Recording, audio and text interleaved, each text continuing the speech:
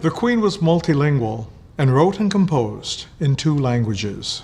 She shared her eagerness to learn, her respect for education, and preservation of culture and arts that continue to inspire the people of Hawaii. Queen Liliuokalani would have been an exemplary woman in any time period. But given hers was the Victorian era, and that the written Hawaiian language was only 20 years old when she was formally schooled, her understanding and intellectual accomplishments were remarkable. In my school days, my facility for reading music at sight was recognized by my instructors. I scarcely remember the days when it would not have been possible for me to write either the words or the music for any occasion on which poetry or song was needed. At that time, women with land, all these Hawaiian women, were land rich, but once they married, women had very little control over their financial affairs. Liliu had control over all of her affairs. 2 years earlier, while a princess and not yet queen, Liliuokalani had announced the start of the Liliuokalani Women's Savings Bank. But this might have been all too much for the Victorian sense of a woman's place in society.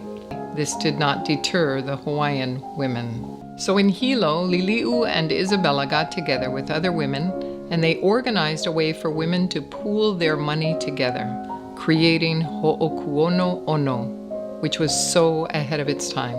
A lending group for women, so they then had access to money. She had abrogated her throne, the Hawaiian kingdom annexed to the United States.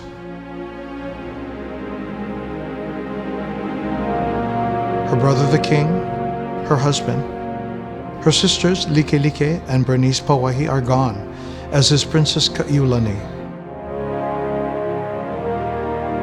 Liliuokalani struggles financially at her own expense to lobby the United States Congress for the return of Crown lands. Newspapers and magazines depict caricatures of the Queen as she travels from Hawaii to Washington, D.C.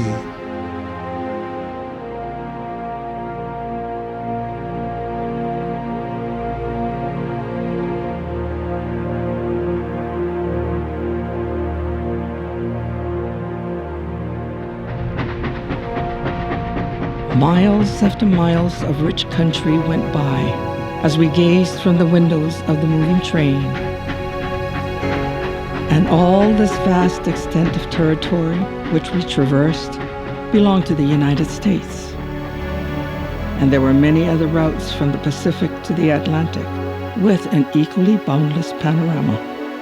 Here were thousands of acres of uncultivated, uninhabited, but rich and fertile lands, plenty of water, floods of it running to waste.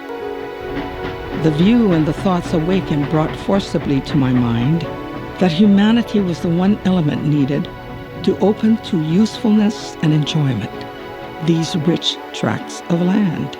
There was nothing lacking in this great rich country, and yet this great and powerful nation must go across to 2,000 miles of sea and take from the poor Hawaiians their little spots in the broad Pacific, must covet our islands of Hawaii, and extinguish the nationality of my poor people, many of whom have now a foot of land which they can call their own. And for what?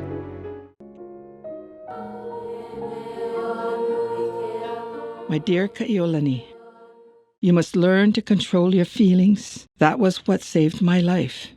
To be calm and cool down at all times is the easiest way. The true secret is to know your own self-worth.